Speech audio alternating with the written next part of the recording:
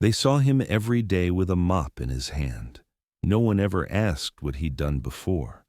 To most students at Dunridge High School, he was just Mr. Paul from maintenance. Gray beard, faded blue cap, keys jingling from his belt loop. Always early, always quiet, always cleaning. Some called him the Ghost, not because he was scary, just because he was there but never really seen.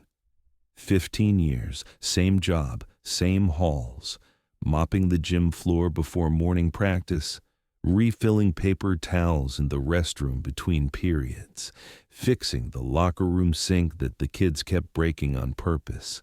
Never raised his voice, never late, never absent, not even once.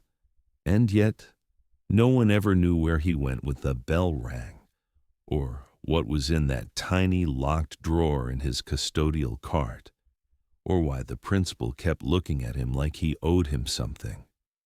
On a rainy Tuesday morning, a freshman named Kevin dropped his water bottle near the janitor's closet. When he bent to grab it, the door creaked open a few inches. Inside, a perfectly folded olive drab jacket, no dust, no mold, a patch on the sleeve, not one you'd buy online. This one looked earned. Kevin didn't say anything, just stared, then walked away a little slower than before. That was the first crack in the silence. 2 days later, someone, no one knew who, left a thank you note taped to Paul's mop bucket. It said, "Thank you for keeping this place clean, sir. We see you now." He didn't react, just peeled the note off, folded it once and slid it into his back pocket. But he paused for a moment before pushing the bucket forward again. That pause? That was the moment the story began to change. Coach Myers, a PE teacher who'd been at the school for decades, once told a few colleagues over lunch, "He's not just some guy with a mop. I saw him lift a collapsed bleacher by himself once. I've been in gyms my whole life. That's not normal." They laughed it off. Old man strength, maybe. But even the laughter was quieter than usual. Then came March 14th. Fire drill. Hallways full. Noise everywhere. Panic in the chemistry wing. One of the smoke machines malfunctioned, sent real smoke into the vents. Kids didn't know it wasn't a real fire. In that chaos, a junior named Derek slipped in the stairwell, fell backwards, hit his head. Hard. Paramedics said it could have been fatal, except it wasn't. 'Cause Paul got to him first, not just reached him, moved like a man who'd done this before, stabilized the neck, cleared the airways, issued hand signals to staff like he was still in uniform. One teacher, Ms. Langley, later said, "I don't know CPR that well, but he knew exactly what to do, like battlefield triage level calm." The principal watched it all, didn't say a word, just followed Paul with his eyes like he'd been expecting this for years. That afternoon, Paul finished mopping the chemistry hall, same way he always did. But this time, students stepped aside. They made space, not out of fear, out of something closer to respect. Maybe they didn't know why, but they felt it. They didn't ask him about it, not right away.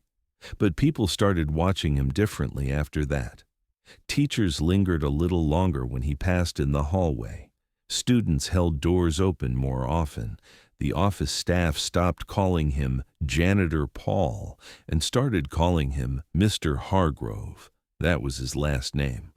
Most didn't even know that. The thing is, Paul didn't seem to notice, or maybe he did and just didn't care.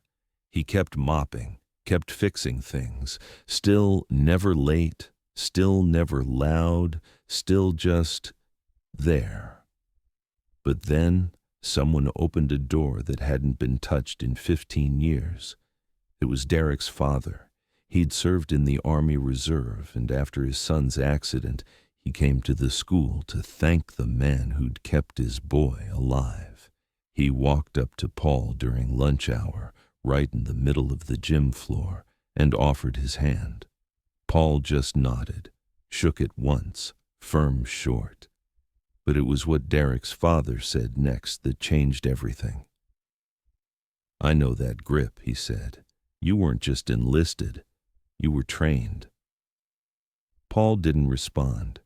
He just gave that same nod, the kind that ends conversations, not starts them. The next day, a strange envelope showed up in the front office mailbox. No return address. Inside was a clipping from a 1993 military journal. Special Operations Recon, Unsung Ghosts of Desert Night. There was a photo. Grainy, black and white. 8 soldiers standing in front of a crumbling building. Eyes tired, faces sunburnt. One man on the left, shorter than the others, stood with arms crossed and a distant stare. Someone had circled him in red ink and scribbled in block letters, Hargrove. The secretary gave the envelope to the principal. The principal didn't say a word. He folded it in half, tucked it into a folder marked Staff Confidential, and locked it in his drawer. That was the moment the story started unraveling. For real. 2 weeks later, the school held its annual Veterans Appreciation Day. Usually a few parents in uniform, maybe a slideshow, a free donut. But this year, someone pulled a few strings. A group of former operators, all retired, showed up in plain clothes. They didn't announce who they were, didn't wear badges. But one by one, they found Paul in the hallway and nodded. Some shook his hand. One gave him a coin. Another just said, "Ghost Squad sends regards." And then they left, quietly, without explaining anything to anyone. The students, they didn't understand. The teachers, they started whispering. But the custodial staff, they knew something was different, because Paul didn't touch his mop for the rest of that day.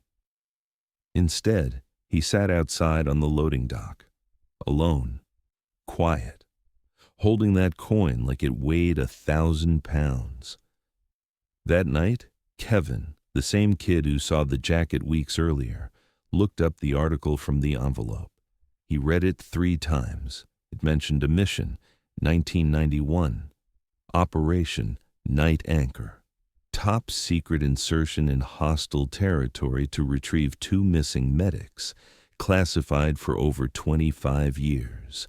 Only one sentence described the man who led the exfil. The squad called him the custodian because he cleaned up every mess without leaving a trace. Kevin stared at the words. His eyes widened. The custodian. He shut his laptop.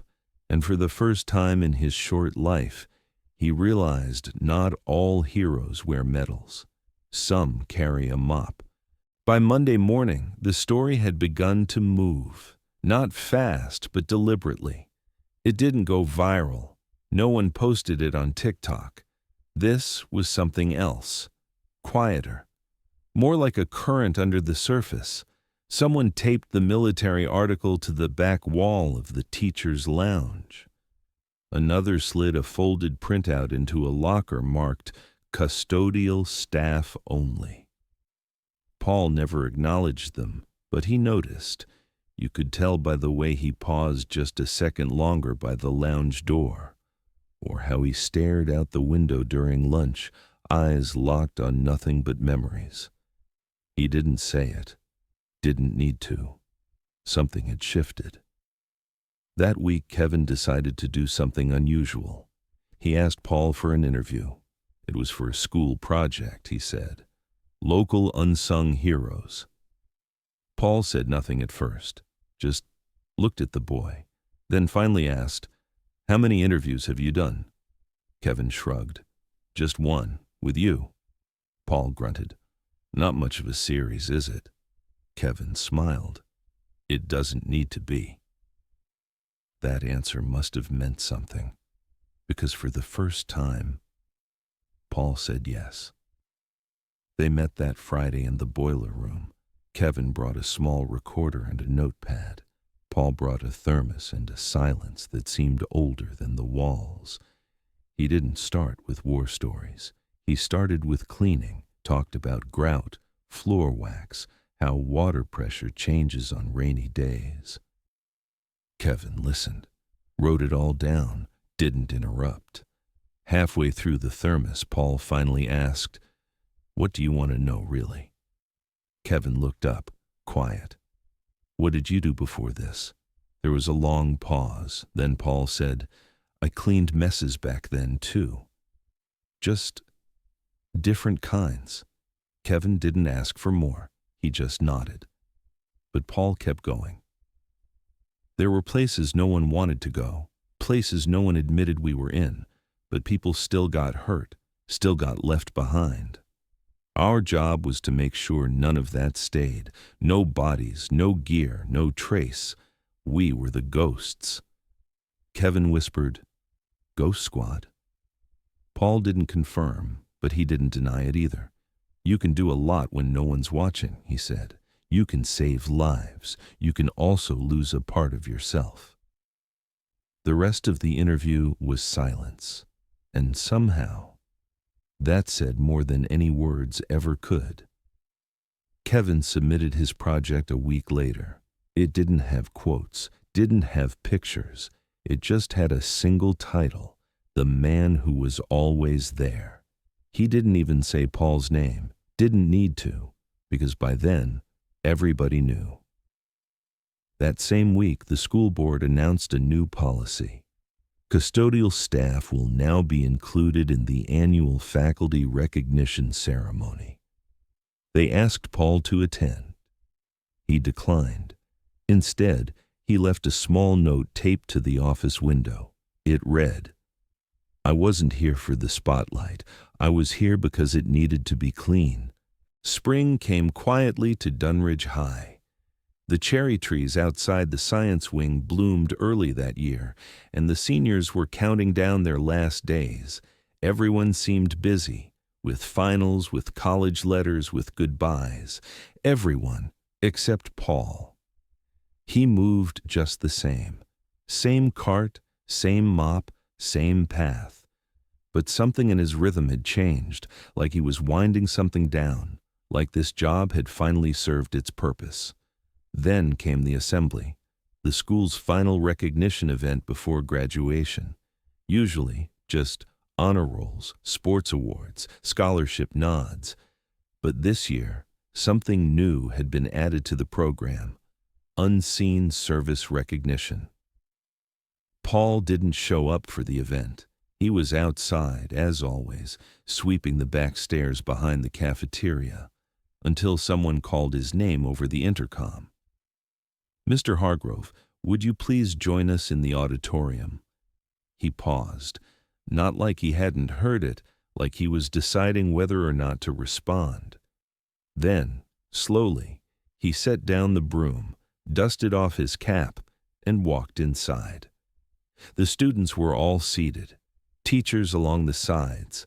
At the center of the stage stood Principal Reyes, holding a small black box.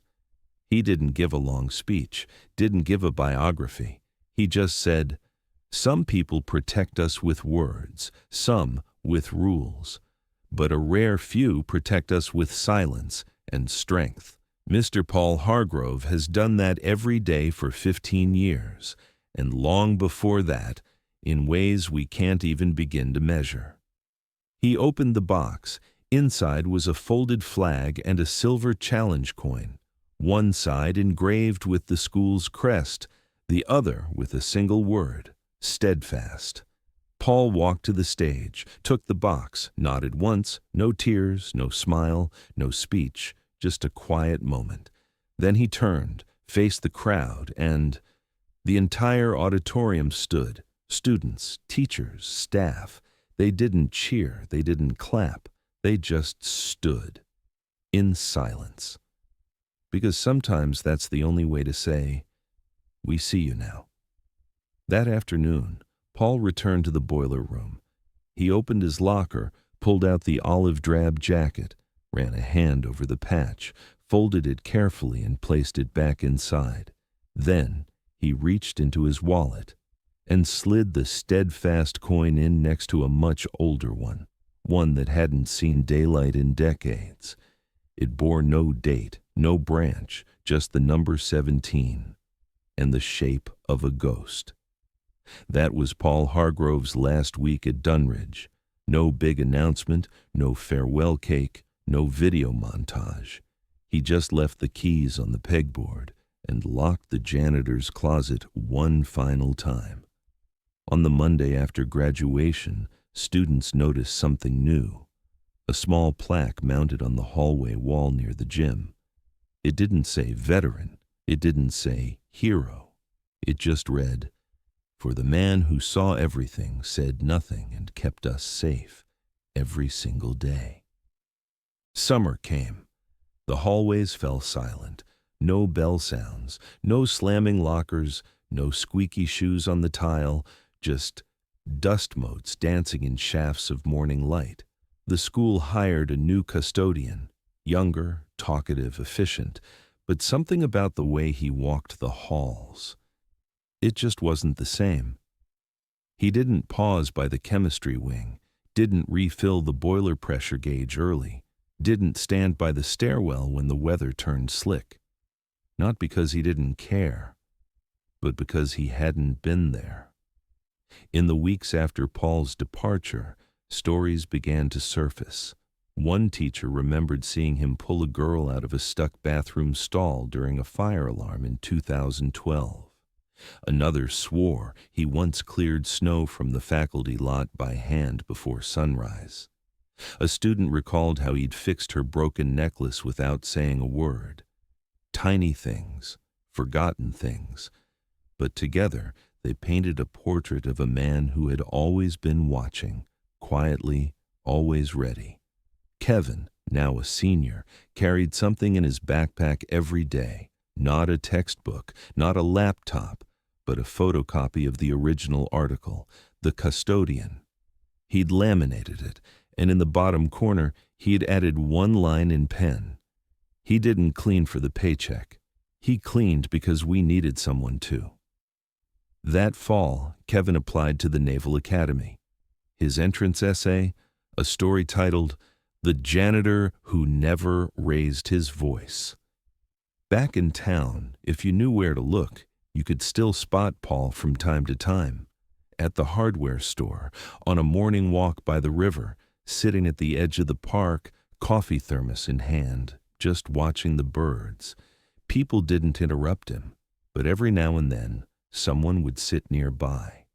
Not to ask questions, not to pry, just to be present, like he had been all those years, because some men don't ask to be known. They just do the work, quietly, faithfully, without expectation.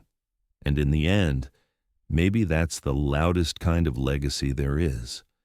So the next time you walk a hallway that's unusually clean, or notice a door that was quietly fixed overnight, or see someone whose silence feels heavier than their footsteps, ask yourself, what did they do before this?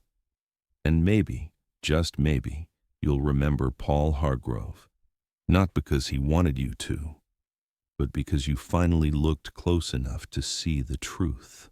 Thanks for watching. Please like, subscribe, and comment for more stories.